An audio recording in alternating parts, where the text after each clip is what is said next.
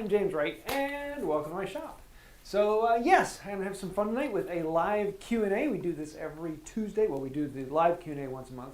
We do a live every Tuesday at 8 p.m. Central Time. If you are new to this and watching this as a recorded video, then down below in the description, you will find timestamps with all of the questions beside it. So if you want to read through all the questions and jump to the ones you want to hear, that way you can get an idea about what's going on with the video, rather than having to watch the whole thing. If you are watching this live, then throw your questions into the chat, and we will answer as many as we can in the hour provided. So I hope you like that and being able to read through the comments.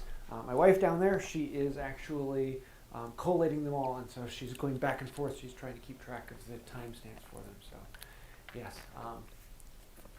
Mic volume, Gordon, too high or too low? Too high or too low? I just got a new microphone, and so I'm playing with it. Let me just see. It might still be a bit hot.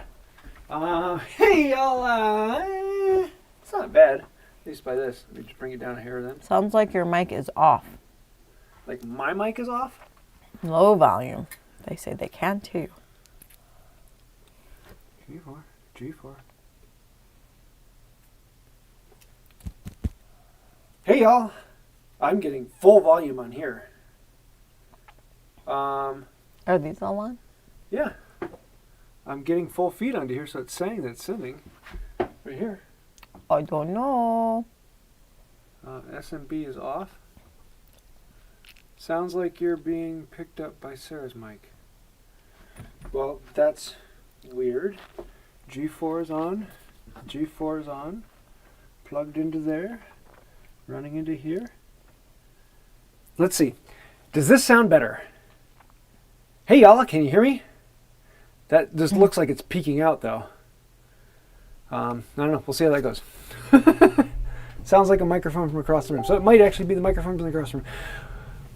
Audio problems. It's always fun here. So hopefully that's better. We'll find out. Yeah, let me know. We had, last week, my microphone died in the middle, and so it kept clipping. We'll see how this one goes. Yeah, so if you are watching this recorded, go down in the description down below, and you'll see timestamps for all the questions. Cool, audio's better. So yeah, it might be peaking out, so sorry if it clips on you. But yeah, new microphone, so I get to play with the settings on it. Is that super chat already? Yes. Wow. So what questions we got, babe? Well, JS Trucking wants to know, or is saying, I thought you were on vacation this week. No, next week. So yeah, we won't be live next week.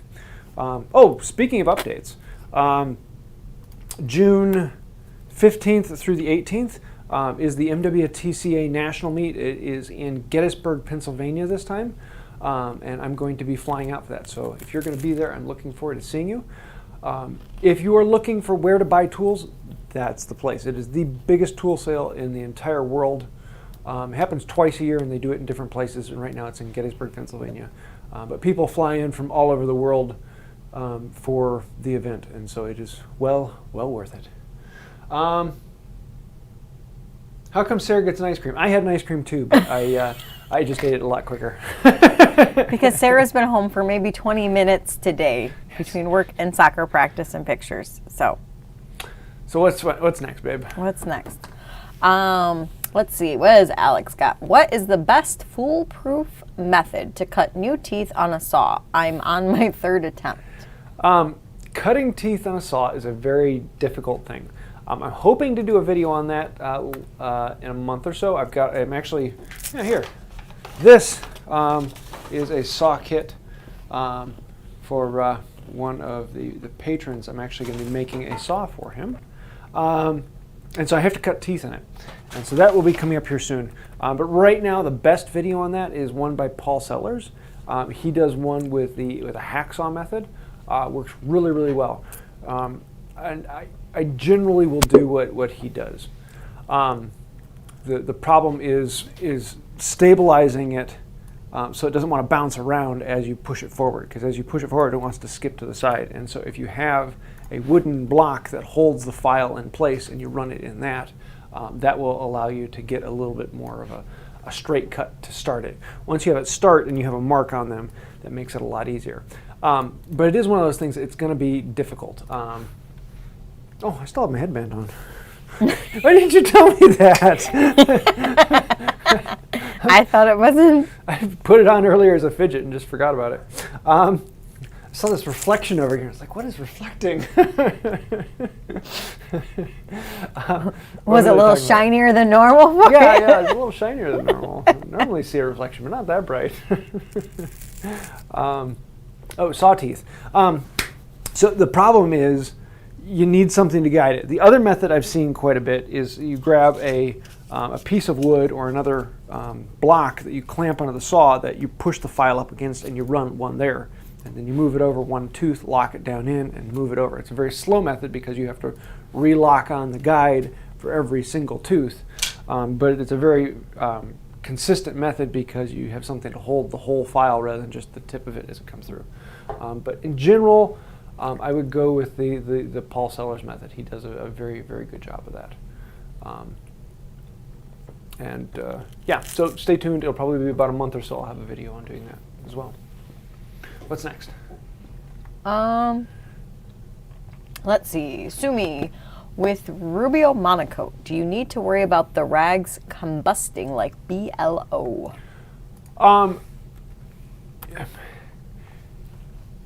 Officially, no. It is exothermic. So technically, if the conditions were perfect, it might. But it would have to be, the chances of it happening are incredibly low in comparison to BLO. However, that being said, there's a chance of it with any oil that polymerizes. You can do the same thing with olive oil, with vegetable oil, with raw linseed oil. If it polymerizes, it can catch fire. Some of them are more than others, and some of them are less than others. But all of them require very specific circumstances. You have to have enough airflow for the chemical reaction to take place. In other words, enough oxygen getting to it, but not so much that the air coming in and going out takes heat with it. So it's a very, very specific amount of airflow that has to be generated, as well as you have to have enough chemical reaction taking place within a small enough area to produce the heat. And so for most things, it's really, really hard to get that. The consistencies for it just have to be astronomically perfect. However, boiled linseed oil and a lot of the partially polymerized oils, they polymerize much faster, and so the settings for it don't have to be quite so specific. They still have to be relatively specific, but unfortunately, a loosely wadded up rag in the bottom of a trash can is right about the standards it needs to catch fire. And so that's why you want to lay them out, let them polymerize, but let them do it so that enough air can actually keep them cool. And that's really easy to do. Just lay them out flat on the floor, drape them over something. As long as they're not wadded up, they're not dangerous. The oil by itself in the can, liquid, is not dangerous in any way. If you dump it out on the floor and spill it, it's not dangerous. It's very, very specific circumstances that have to require for it to happen. Unfortunately, wadded up in the bottom of a trash can with a few things on top of it is almost exactly what it needs. So yeah, but Rubio monocoat, I don't worry about it. I still lay out the rags just like I do with everything because it's good just to have that practice so that you don't accidentally wad up one. If you're only laying out one rag and the rest you're still wadding up and throwing away, one time you're probably going to make the mistake. So whether the oils polymerize or not, even with stains that I know are not going to polymerize, I still lay out the rags to cure out. Just because it's a natural habit that it's just a good habit to have. And once they polymerize and they're hardened, then you can throw them away and not have a fear of it. Because once the chemical reaction's taken place, you're fine. Is that another soup? Yes. It's JS Trucking again. Saying, I just saw a video the other day about recutting saw teeth. They had a saw file jig with a depth stop attached to the saw vise. Yeah, there are a bunch of different ways of doing it. Yeah. I don't like using a depth stop because it's a really quick way to ruin your file. But it's really not that bad.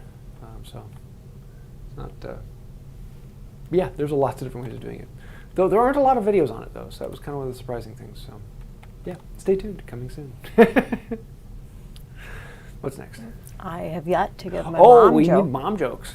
For Ready? those of you who are new, you get a mom joke if you super chat. Why are horses not fun to be around?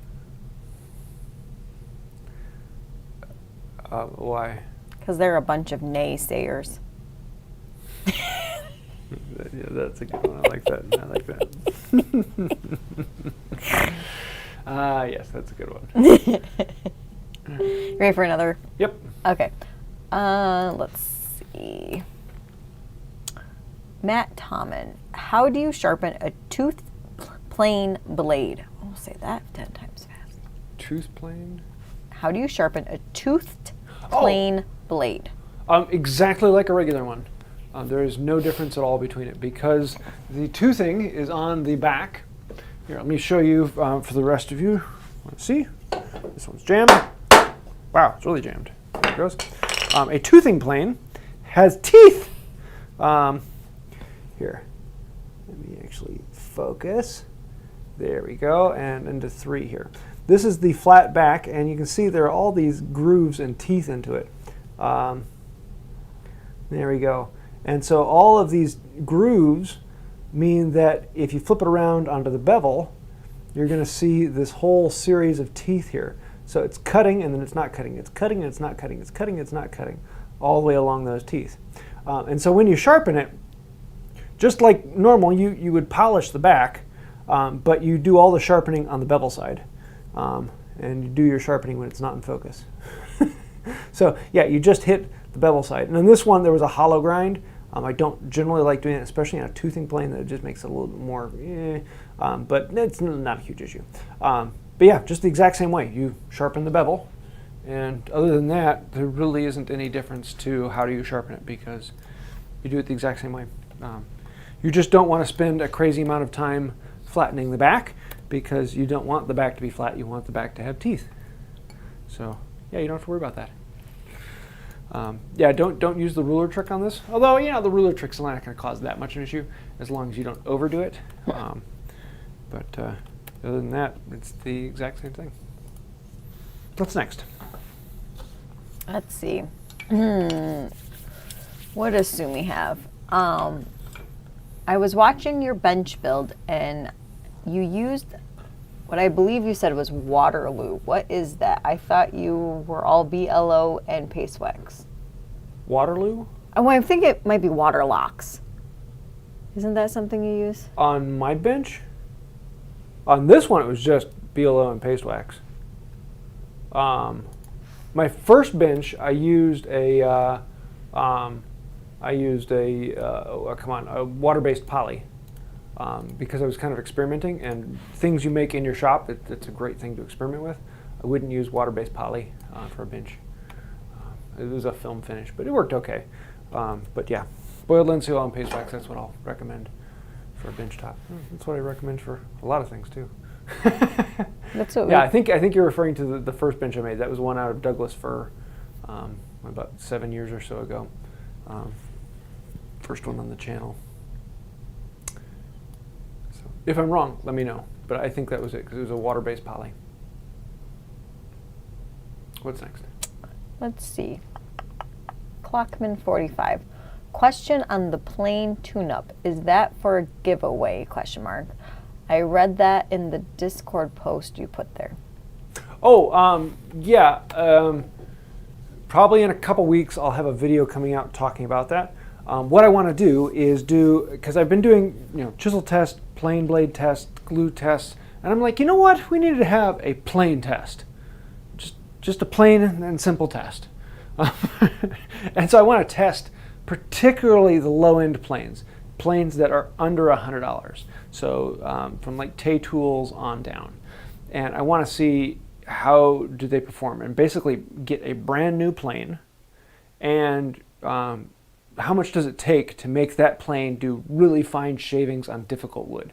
and put it through its paces. You know, how long does it take to tune up the plane, to make regular shaving, to make a nice fine shaving, to do a detailed shaving on difficult grain, and then pit them all against each other on the same boards and see what all has to happen to them, what are the modifications you have to make to them, or do they actually work right out of the box and do that. But actually put them all side by side and see what is the quality differences between them. And then have a whole bunch of rankings of, you know, how well do they hold their settings back and forth. The whole problem with this test is that it is really expensive. To buy all of those planes would be a serious amount of money, to which I do not have, nor would my wife let me have, because she would then go on a big shopping spree. So quick to throw me under that bus. But what I'm planning on is I'm going to ask people to sponsor a plane. And so everyone who wants to do that can buy the plane, ship it to me, I'll run it through the tests, tune it up, get the thing working perfectly, and then I can ship it back to the person who sponsored it, or if the person wants to, turn it into a giveaway and give away the planes that have all been tuned up and are functioning. So I think it would be kind of a fun win-win-win video and process. It would be a lot of work. But yeah, I'll have more information about that. I'm currently collecting the list of planes I want to edit. Because right now I'll be doing like the cheaper end planes that are under $100 a piece. And that means all the way down to like the Amazon Basic and the Harbor Freights. You know, can you make them work? And how much work does it actually take to make them work? And is it worth it for that price? So that's what we'll be playing with. I might do some of the more consistent higher end planes like Wood River and the Stanley Sweetheart, and from those on up. But for right now, we'll stick with the cheap ones. Is that another super chat? Yes, Warren Munn. Just a shout out to James for being such a great human and such a kind gentleman. Thank you, man. I'll send you your $50 here in a few days. Yeah, I actually just sent him. He's in Australia, and I sent him a miter saw. So hope you like it. Looking forward to seeing what you make of it. Needs a lot of work though, but it'll be a good one once it's up and running. What you got? This is really dumb, but I still like it. The better they are. What do you call a crazy arachnid on the moon? An arachnid on the moon? Mm-hmm. What? A lunar tick. Oh. I told you it was bad. What's next? Oh, we have another. Oh, JS Trucking Super Chad said, I'll supply the Harbor Freight since I already have one. Well, the downside to it is I want to make sure that they are brand new out of the box so I can actually compare them apples to apples. So I know a lot of people out there have them already, but I want to have them from opening the box to using it and seeing what the timeline is for that and what all needs to be done to it. And one of the interesting things with that is that one of the big problems with cheap planes is quality control. So testing one sample from it is really not going to tell you a lot about the whole. However, probably around 75% of the planes in that bracket all come from the exact same factory, all come from the exact same castings. They all just have slightly different standards that they're all held to in different hardware that's put into them. So it would be very interesting to see which particular things are you looking for and what is the cheapest one on the list that still provides the quality you want. So there will be some capability of actually comparing one to the other, but it won't be quite as good as saying, you know, this company is better than that company because they're all made from the same factory. What's next? I'm just going to tell JS to message James privately after the thing to talk more. Okay. We have a lot of questions already. Let's see. Dave Gordon, for molding plain irons, is 01 steel a better choice than the 1075 or 1095? Usually my preference for that would be 01. 01 is a really nice balance of simple, easy, it's easy to harden, it's easy to work with, it's easy to sharpen. And particularly with molding planes, you're going to be spending a lot of time really fiddling with them, and making them easier to sharpen is very valuable. Yes, with the 01, they're going to dull a little bit faster, but it's just an overall simple steel. And for molding planes, that's really what you want, because you want something that you can address and clean up easily. And I kind of like that about 01. However, for the average person, unless you have been working with steel a lot, you're not going to tell the difference. Yeah, you might notice that one's a little harder to use, harder to sharpen than the other, but only slightly, and only if you compare it immediately one to the other. And so, in general, it's not something that's worth overthinking. But if I had to pick one, I would say 01 would be my choice. So, good question. What's next? All right. Let's see. Dr. Kahn, what will be the next handmade plane? What will be the next handmade plane? Are you making another handmade plane? I have one that I'm currently working on. It's actually an infill, brass sides, stainless steel bottom, dovetailed, wooden infill, and it has been racking me.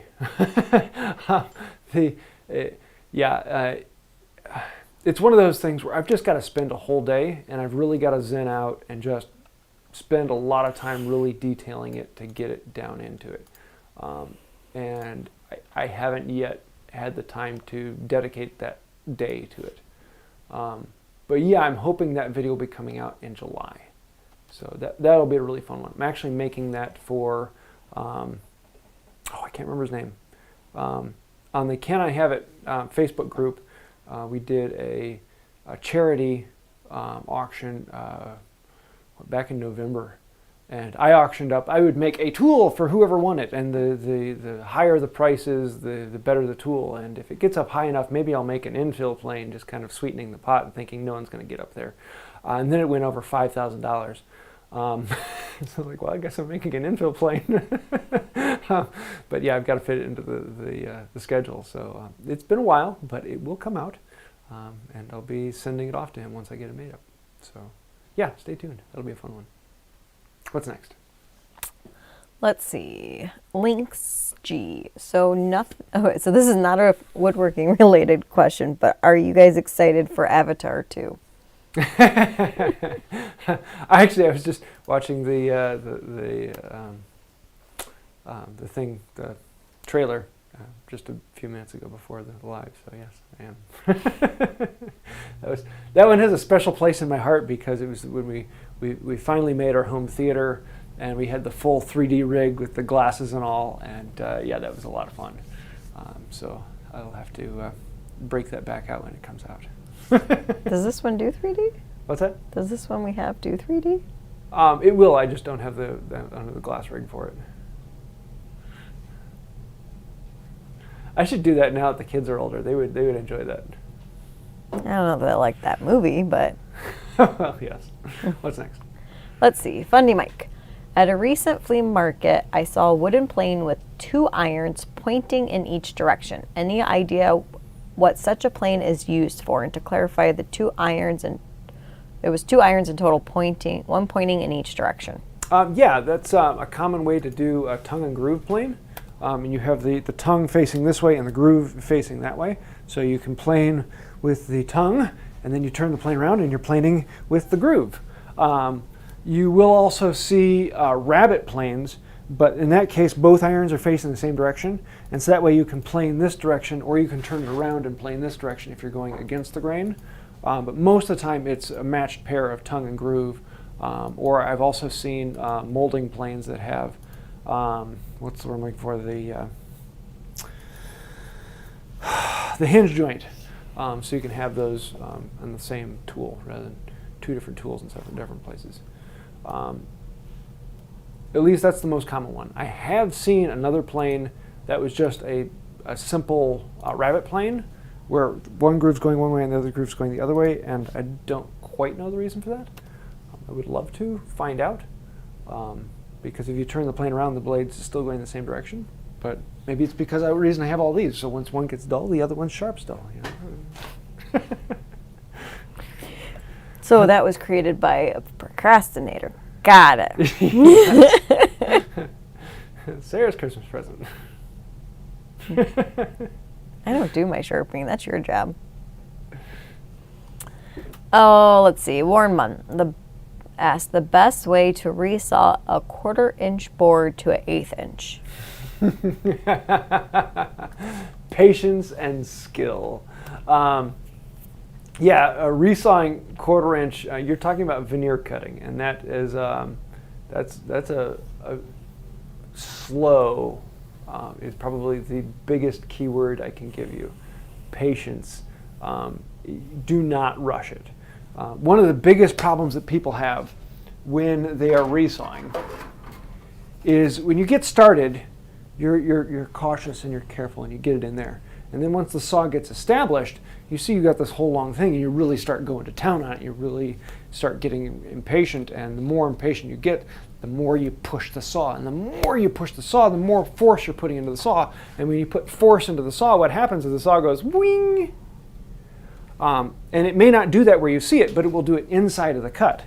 And what you end up getting is you'll be on the line on your side, and you'll be on the line on the other side, but when you break it open, the saw was scooping out. And the saw was actually turning inside the board, and that's because you were putting pressure into the saw. If you aren't letting the saw do the cut for you, it will bend, even though you don't see it inside there. It will actually be curving through the blade, through the board. And so that's probably the most common problem that people have, and especially when you're doing thin stock, that's really important, because if it starts to curve at all, you'll suddenly see teeth coming out the side. And I've done that before. It's not happy. It's a moment you stop and you throw something across the shop and you walk out. Yeah, but you're getting into veneer cutting. What was it? Wooden Shop, the YouTube channel Wood and Shop. He has a video from 7 or 8 years ago, watching a couple guys doing that at Williamsburg, Virginia, and actually resawing veneer. And so they were cutting off 16th inch thick veneers with a plane, with a saw. And it's all about patience. It's going to take a while, and relax and be okay with that, and let the saw do the work. And if it's set up well, you can get a nice clean cut. But be willing to have patience. What's next? Hang on. Just for everyone in the chat, we probably have time for like 6 new questions besides the ones I've pulled out, unless James talks faster. I can talk faster. I know. I don't know if I want you to talk faster. That's okay. But I'm just saying that we're in that in-between zone right now. I don't know if we're going to get to everything new after about 6 more questions. Lynx asked, missed the very start, not sure if James mentioned it, but what's that nice chunk of wood on the bench in front of him?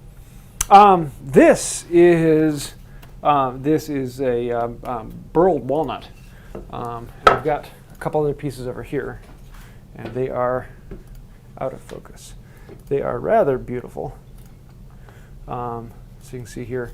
The problem was I resawed it today to open it up and see if I can get a couple saw handles out of it, and there are a lot of inclusions in this. So I don't know if I'll get them out of this. But I've got this piece of burled live oak that I'm going to be getting a saw handle out of.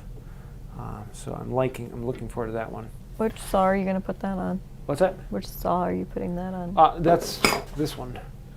So I'm making a set. Gotcha. And so I'll make one for him and one for me, and have some fun with it. So I'm looking forward to that. Yeah, I've got these. Came from Floor Up Saws, and he does one of the few people who actually does folded brass back saws. I really love working with a folded back as opposed to one that's cut. They are very pleasing. So yes, I'm gonna have fun with that. What's next? Jack Gallagher, just finished flattening my first workbench's laminated top.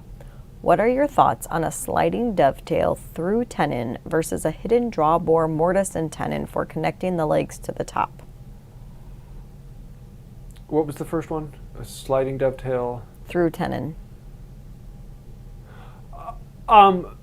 6 of one, a dozen another. On this one, I actually do both, sliding dovetail, and then put the pin through it, because why not? And so I actually have a little bit. Let me show you this one. See if I can get this off. 3. So on my front leg, it's just a through-tenon, which you can kind of see here. And then this one doesn't even get, I don't even have a dowel through that. It's just glued in place, and it's solid because it's 8 inches of wood that it's glued to.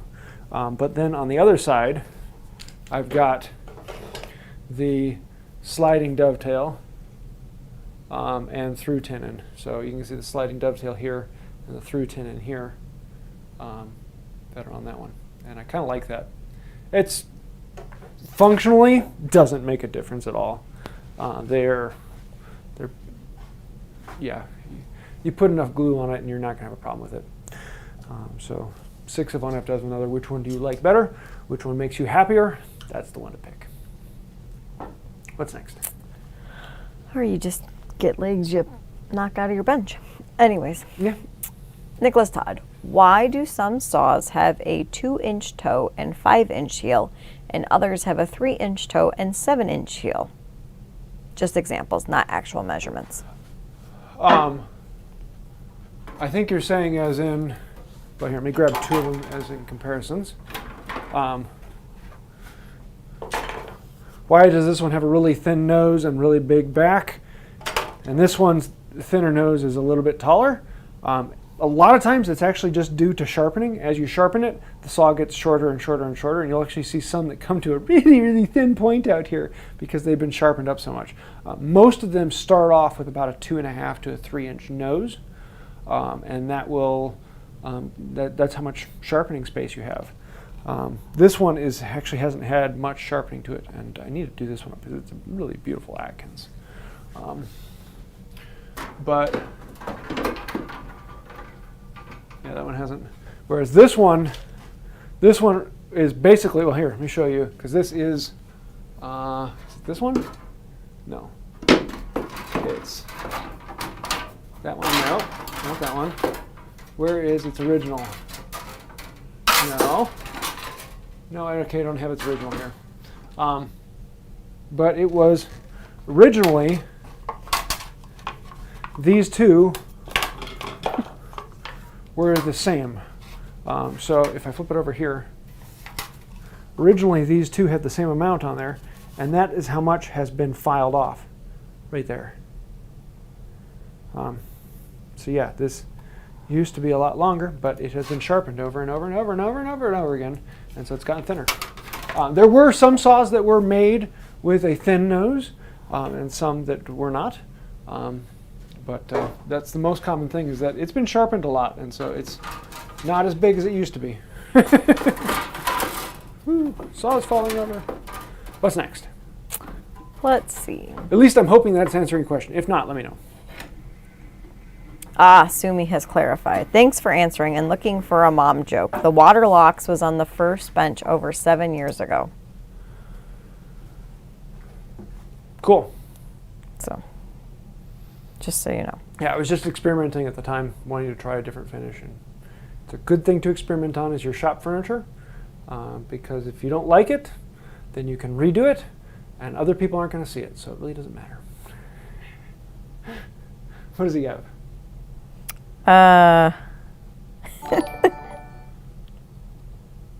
Do you know what the worst addiction ever is?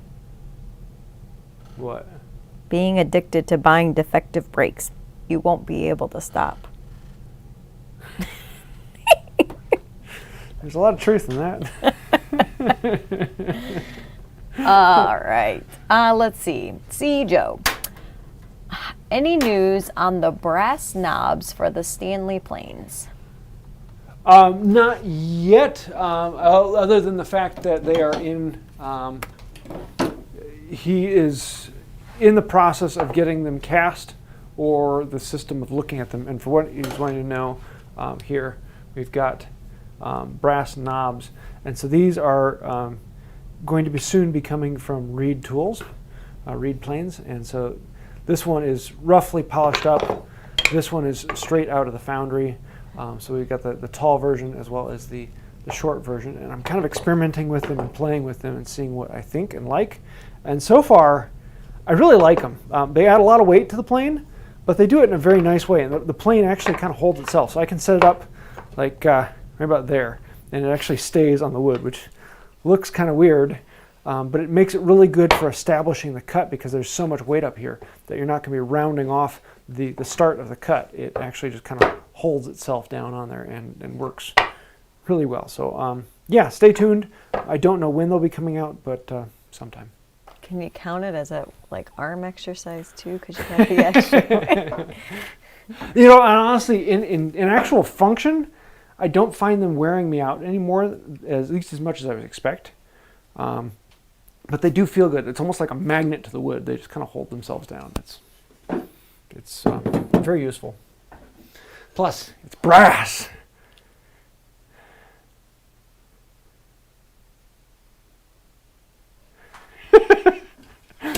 What's next?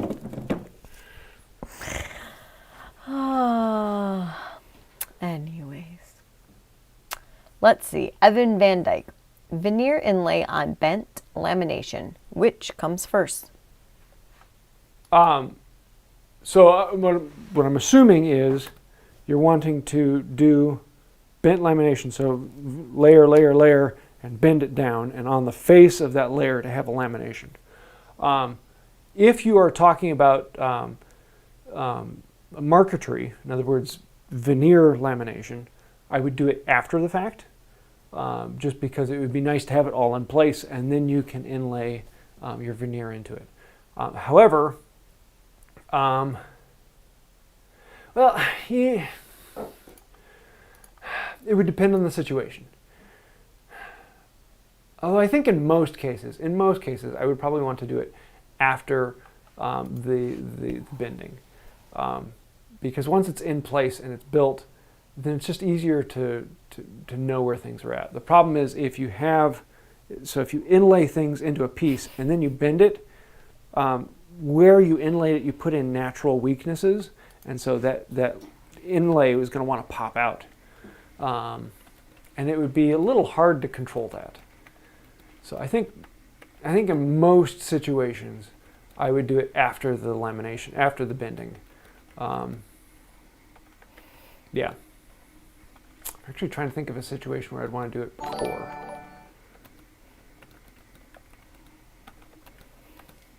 If I were bending something that was such an egregious bend, that it would be very difficult to inlay it afterwards. In other words, there was just there's nothing behind to pound into and to chisel out. Then I might do it before, but it would be a really rare thing that I would do that. So, yeah, after. Is that another one? It is. What we got? Okay, so hang on. JS Trucking says, so I take it in the future he'll also be making brass totes to go with the knobs? Maybe. The nice thing with the knobs is that there's two styles. There's the tall knob and there's the short knob. And there are slight modifications and differences, but in general, they will work. You have the short knob and the tall knob, and that's just the way they are. With totes, on the other hand, there are a lot of different totes and different connecting points, and so those ones are a little bit harder. But honestly, I don't know how I would feel about the tote. If you had a brass tote and a brass knob, that would get really heavy. But in all honesty, I didn't think I would like the brass knob. And I do. I actually find myself grabbing for that plane more because it has the brass knob. And that lets me know it's making a difference. Whether or not it's an actual functional difference or a psychological difference, I like using the brass knob more than I like using the wooden knob. So, would I like the brass tote? Well, only one way to find out. But I think he is actually going to prototype it, so we'll see. What's next? Do I get to say a mom joke? Oh yes, what do we got? I wish I could stop compulsively naming Bruce Willis movies, but you know what they say. Old habits die hard. It's like, like, where's she going? Where's she going? I don't see this one. Where's it going? I can't think of which movie. Oh, yeah, that one. That one. What's next? Hang on. Okay. I don't know that we're going to get to all these questions. We just had a bunch pop up. Mobius Flight. I recently picked up a Stanley 12.5 scraping plane. I sharpened the blade and put a 5-degree burr on the blade. It cut poorly. Any suggestions? A 5-degree burr? Just reading what it says. Oh, you turn it slightly. What was the last thing he said on there? It cut poorly. There can be a lot of different things. With the 12, you have the ability to adjust its angle.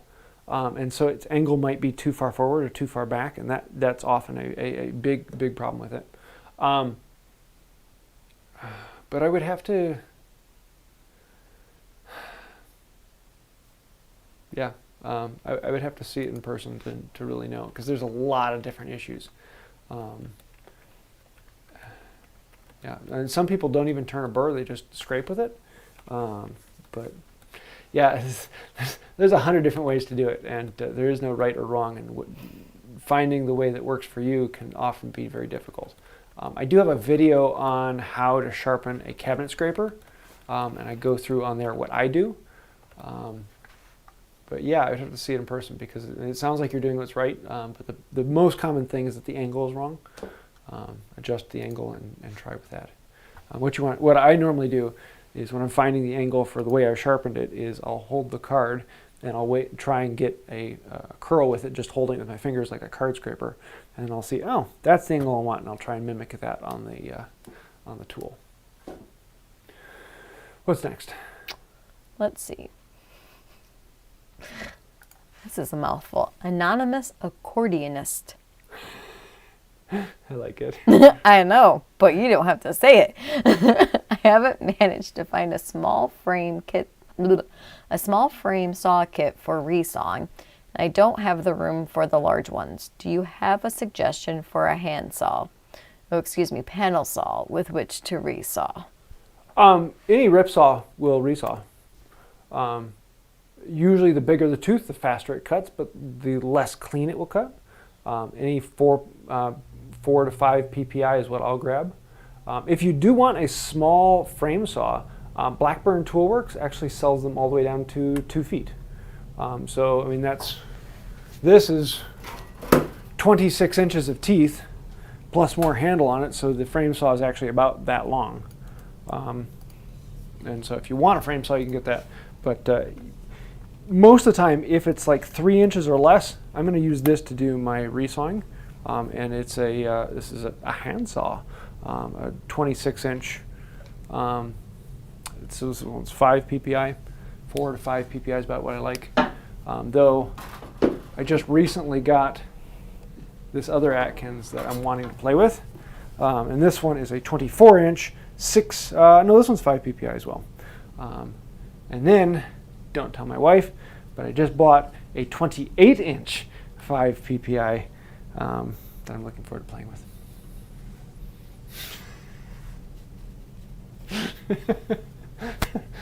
Why are you looking at it like that? What's mine is yours, and what's yours is yours. Just remember, if you tell me how much if you don't tell me actually what they're worth, I'll be dead then, it won't matter. All right, Sean O'Neill. I have a Grizzly number 7 jointer that I bought brand new and never did anything to it. Literally out of the box. Never tuned up or anything with it. It's yours if you're interested. This was from when you were talking about. Yes. The other thing is that I would like to keep them all the size of a number 4, so I can compare them one to the other if I have to do any flattening. So, yeah. Yeah. Keeping variables the same is and that's why it's an expensive thing, is that it's not. There are very few people who have one in stock, or that have one that they want to send me, and so it's buying all of them is going to be fun. What's next? Okay, I do not think we're going to get to all these questions. Just putting that out there. Let's see. Just for anonymous accordionist, he used to sell the 24-inch. That was like 6 years ago. I don't know if he still does. I haven't checked on it, but he used to sell it, and so he should still sell it. But if not, the other place you can look is Tools for Working Wood. They have European-style bow saws, and you can get the blades from that and make your own off of it. What's next? Duane Roen, in your experience, what is the best source of small parts for vintage planes other than Stanley planes? There is no the best source. It's about who you know. But I'm looking for oddball parts, things that are a little harder to find. Right now, my go-to is the parts division on Facebook. It's a group that's devoted towards parts. And you can put up a request on there, and someone on there is probably going to have it. It's really quick and easy. You can just wait for a reply. If that doesn't work, then I go to handtoolfinder.com, and there's a long list of online sellers, and almost all of those online sellers have parts buckets out back. And so I'll just send out emails to the people and say, hey, I'm looking for this weird part. Does anyone have it? Or do you know of anyone who would have it? And so a lot of times it's not about asking a person, but it's about asking a person to ask a person. And shaking the grapevine and seeing what drops. But yeah, the first thing is the parts division group on Facebook, and then handtoolfinder.com. And I actually just recently put a section in handtoolfinder.com that's devoted towards plane parts. There's a couple sellers that just do parts. But yeah, that's where I normally go first. What's next? Let's see. What did Yan write? I recently got a Veritas plow plane and am excited to try molding profiles. Does it make more sense to buy them as I need them and pay more to buy them singly, or to get a set of old Stanley cutters?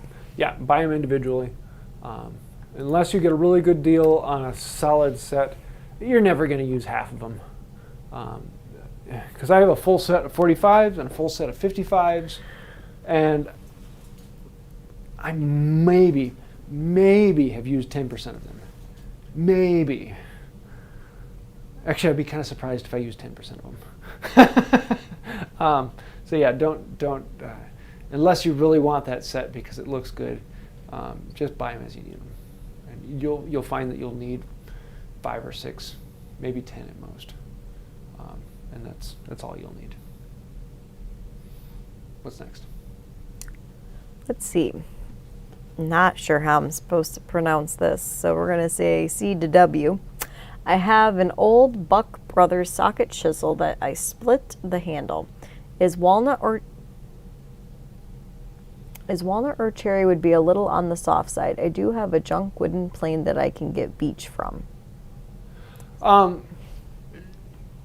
Yeah, walnut and cherry would be on the soft side, so they would get beat up faster. The nice thing about it is if it does get beat up faster, oh well, you can make another one. They're really quick and easy to make. My go-to would be a maple, a hard maple. I really like that. Ash is a really nice common one. I wasn't quite sure if I would like the ash on the Richters that I use, and in all honesty, I'm really liking them. They're holding up really well, and it's. I thought being ring porous they'd be a little bit more of an issue, but they've actually worked really, really well. And I've beat up on quite a few of them. My 1.5 inch, I was whaling on that thing, and it's still in great shape.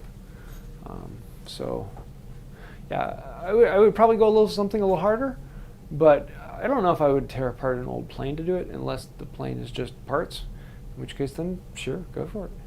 But, yeah, have fun. There's no right or wrong to it. What's next? Sorry. Ooh, she's yawning. I know, I was trying not to. Let's see. Nick R. Which saw set would be good for back saws? Any of them. The problem with saw sets is that for little teeth, you need a little hammer. A big hammer can't hit those little teeth. But if you have a little hammer, then you have a problem with bigger teeth. They just don't quite have as much force. And so usually you have two of them. You have a small one and you have a big one, and there's a big gray area that they can both do. But the far ends, the little dovetail teeth and the big rip sawing teeth, they each have their own specialties that they focus on. As to what saw set particularly is best, that's a really personal question. Yeah.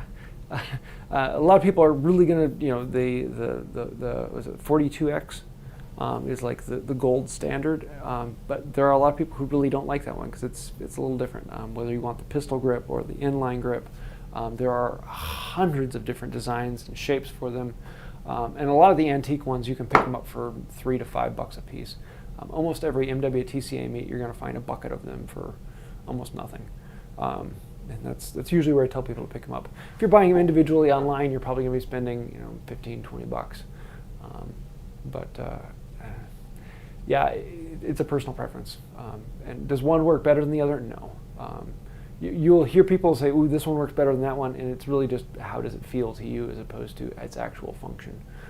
Because you're going to hear the exact opposite argument from a different person who actually likes that particular function in that one. And there's so many little ins and outs, and they really get into a lot of arguments.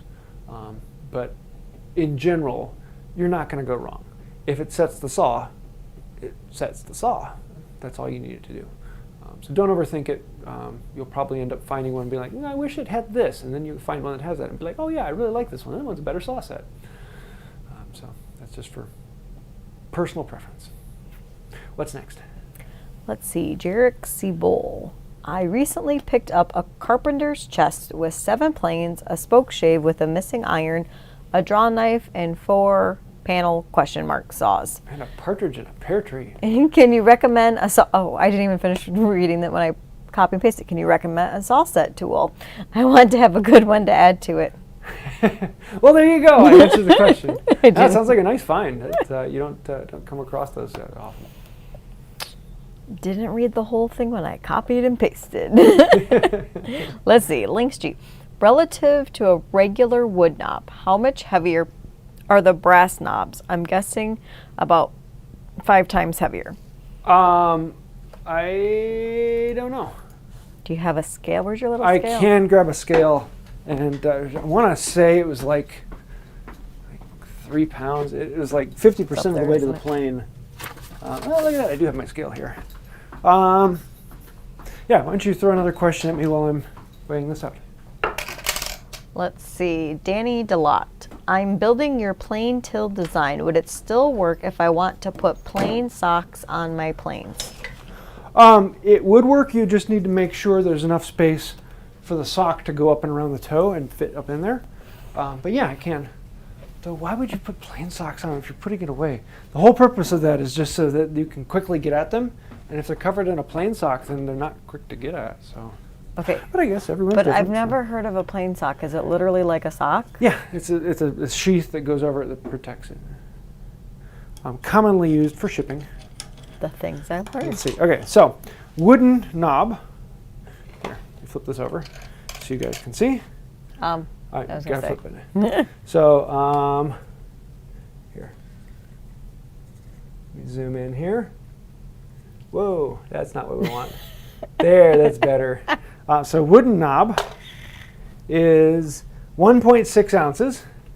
Brass knob is 15 ounces. So it's an order of magnitude greater. What was the first one? I missed it. 1.6. Yeah, 1.6 to 15. So almost a full pound difference. And it's yeah, like this feels like nothing in my hand. So it's significant. And oddly enough, the tall profile is actually, it weighs less than the shorter profile, which was kind of counterintuitive. But indeed, it is. What's next? Well, it's like Jack Sprat can eat no fat. Anyways. I think we caught up, surprisingly. It's 8:55. We've answered all the questions? We did.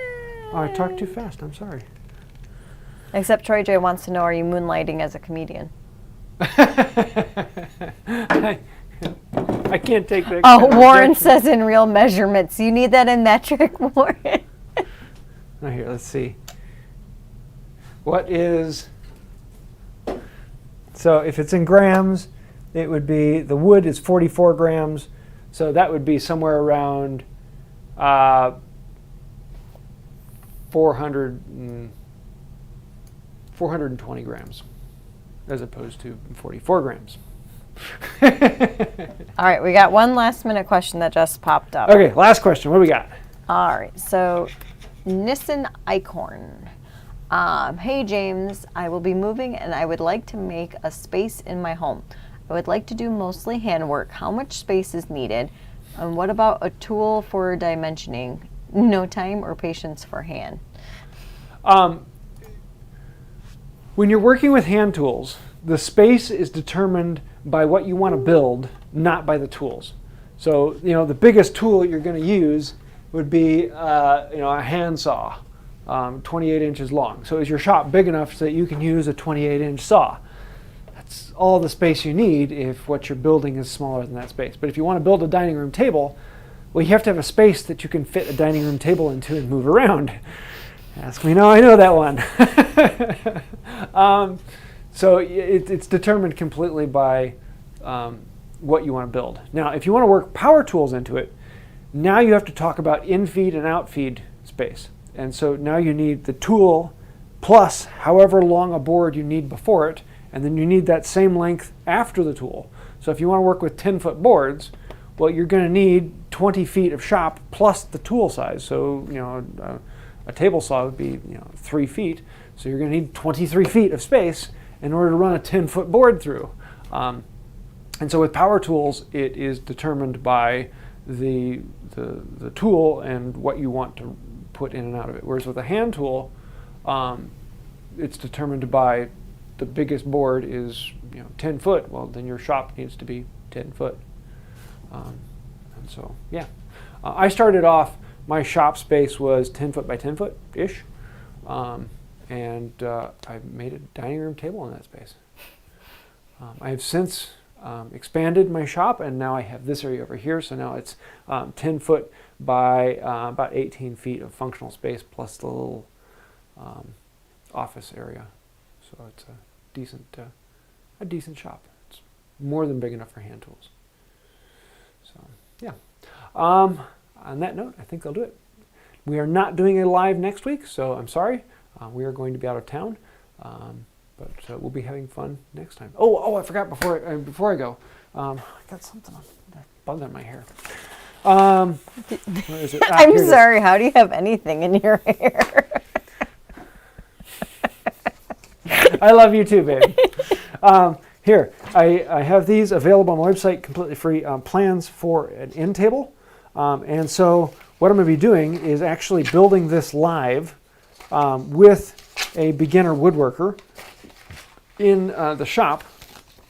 And we're going to be doing this over a course of about 2 months, doing it step by step, and we'll be building it completely in here.